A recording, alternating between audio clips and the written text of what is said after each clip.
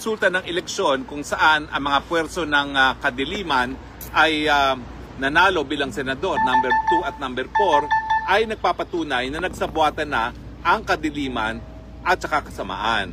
So yung pagiging abogado ng De Lima at ng Tjeljokno, iyan ay further proof na yung kadiliman at kasamaan ay sanipuwersa. Pero nagsanipuwersa pa man din sila, tingin ko pa rin, solid pa rin ang taong bayan sa puwersa ng kabutihan.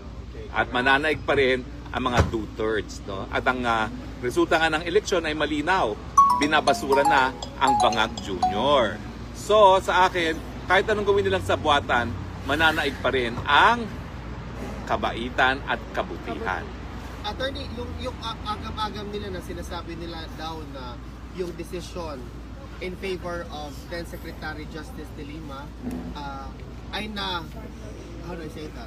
Nabaliktad. Nabaliktad Well, nakakuha na ako ng kopya ng isang desisyon na nabaliktad ang desisyon ng RTC. Ang problema, ang nakita ko lang dispositive portion na nag-grant yung petition for certiorari ng people of the Philippines laban sa desisyon na pabor kay De Lima. At ino-order ang Regional Trial Court na ipagpatuloy ang pagdinig ng kaso ni Laila De Lima. So bagamat hindi ko pa nakikita talaga yung desisyon at dispositive portion pa lang ang nakikita ko, mukhang nabaliwala ang pagkaka-absulto kay De Lima at haharap na naman siya sa hukuman. Now, kay De Lima at ang kanyang mga kasamang puwersa ng kadiliman, ang aking mensahe, hayan. Wala kasing sekreto na hindi maisasa publiko. Sinabi ko naman na ang judge na nag-grant ng kanyang petition para siya maabsulto ay estudyante niya. Hindi niya yan pinasinungalingan. Ang sabi lang niya, I do not remember. Na sa akin, incredible. Dahil ako, mas matagal ako nagturo sa kanya, full-time ako, hindi part-time. At walang estudyante ko na naging judge na hindi ko alam. Dahil kada judge na maging na ma-appoint na estudyante mo, that's parang a medal to a professor of law. Hindi ako naniniwala na hindi niya naalala yan. Alam niya yan at yung isang bagay na yan ay dapat ipinagbigay alam sa prosecution at sa madlang bayan. I was about to ask, sir, isn't that a conflict of interest? Hindi conflict of interest. Anong term yan, sir? Alam mo, I think na-deprive ng due process ang people of the Philippines nang hindi na-reveal ang relasyon. That's a ground for disqualification for a judge, yung special relation. No? Dahil matindi ang relasyon ng law professor at kanyang estudyante. Can you imagine a student convicting a former law professor? Sa akin, hindi. So, dapat yan, isinapubliko. Now, kung isinapubliko yan at hindi nag-object ang prosecution, wala sanang problema. Pero, sinikreto. Sir, on another note, sabi nila, with regards to the, hindi pa yata yung final, no, yung result ng election, were you even surprised that some senators who happen not to be showing sa tinatawag surveys, bigla na lang napunta doon sa highest, parang highest, hindi highest, considerably high ranking ng top 12 sa Senado? Well, ang mga ehemplo dyan ay si Senator Bato na palaging nasa 6 to 12 at saka si Marcoleta na hindi nag-figure sa top 12. Correct. Well, yan naman talagang resulta ng pagtiwala ng tao kay Tatay Digong. Now, hindi ibig sabihin na dahil hindi mas maraming nanalo sa Duterte 10 ay mahina endorsement ni Presidente, ha? Ang mga boto ng mga Duterte 10 ay napakataas kung ikukumpara mo kung hindi sila na-endorso ni Presidente Duterte. Kaya lang talagang ang politika sa Pilipinas, nandiyan na yung kasikatan at saka nandiyan na yung pera. Pero dahil pumasok naman at naging mas mataas pa si Bato de la Rosa at saka si Marcoleta doon sa inasahan natin, patunay po yan na talagang isinuka ng taong bayan ang mga puwersa ng kadiliman at ng kasamaan, miski sila ay nagsanib puwersa pa. At syempre, ang importante talaga, ligtas na si VP Sara sa impeachment trial dahil meron na tayong 6 na solid at ang pagpipilian na lang natin para sa 2 pang kinakailangan na boto. Kailangan lang natin 8 para ma-dismiss yung impeachment trial ay 2 magkapatid Cayetano, 2 magkapatid na Estrada, Mark Villar, Joel Villanueva. So, sa 6 na ito, 2 lang kailangan natin para mabasura na yung impeachment complaint. And I think it's in the bag. The VP will not only stay as Vice President, But if I had my way at kung ang taong bayan talaga ay maghuhusga, baka sooner than 2028 magiging presidente si VP Sara. And then after that, attorney, they will have 1 year na parang 1 year ban, hindi sila makafile ng another impeachment complaint. Yes, there's a 1-year bar. So the next impeachment that they can file, alam mo may issue pa dyan kasi nasa Korte Suprema pa yan. In fact, hindi pa nare-resolve yung issue na palibasa yung tatlong naunang impeachment complaints ay hindi pinansin ng Kongreso at ang pinansin ay yung pang-apat kung itong pang-apat ay barred ba kasi siya ay in effect the 4th complaint within 1 year. So hanggang ngayon wala pang resulta yan. Okay, oo, sub judice pa yan. Okay?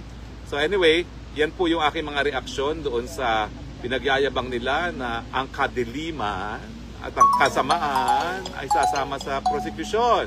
Mabuti po yan para mabasura sila, malampaso at makita ng taong bayan kung ganong kawalang merito yung kaso laban kay VP Sara.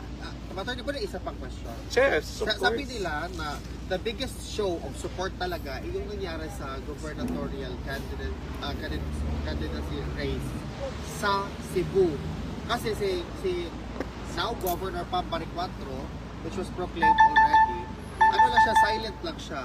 She doesn't have money, she doesn't have businesses, but she won the gubernatorial race. Nagpapasalamat po ako sa mga minamahal kong kababayan sa Cebu. Nagpapatuloy lang po yan ang mga Cebuano may prinsipyo, may paninindigan.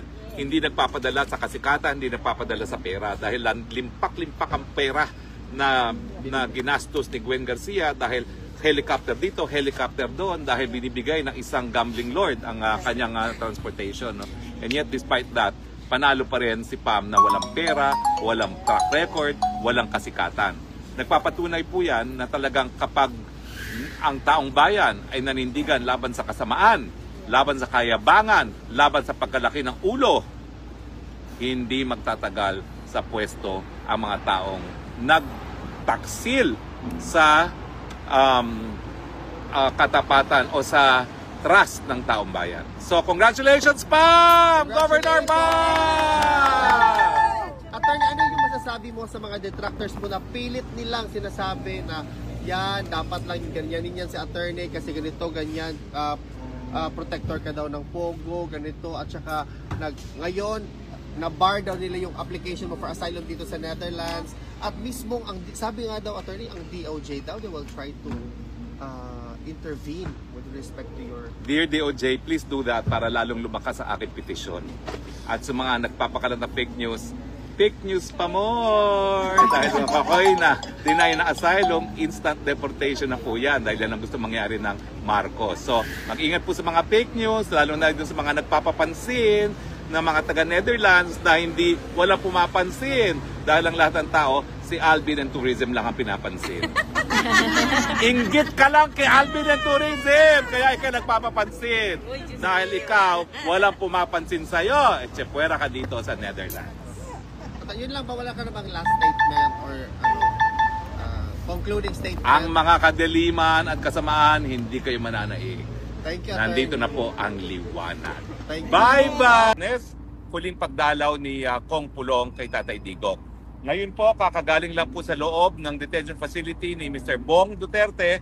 Siya po ang bunsong kapatid ni Tatay Digong. So, Sir Bong, kamusta po si Tatay Digong? He is doing well. Medyo malungkot lang because he cannot kwan yung sa outside world talaga nung nangyayari. So I have to brief him about the election, the outcome ng election, both the local and the national.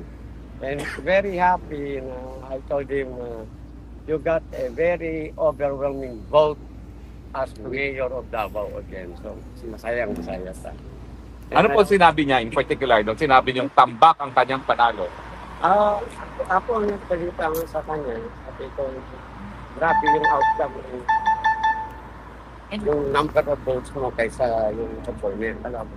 At saka, pang Vice Mayor Basteren, including si Congressman Pulong, and yung anak niya si Omar, also won the congressional seat, 2nd District. And of course, Congressman Unga won sa 3rd District. Ano pong sinabi niya? Yung sinabi niyong overwhelming ang victory? I smile. Nakasmile. Yes, Ngayon, yung ano po, yung 5 na pumasok na inendorso natin para senador, ano po ang sabi niya? Medyo doon na kuhan siya kasi sa senator, sabi ko kasi may mga twist na natutuan iba na nag-support sa kuhan. Kaya sabi ko,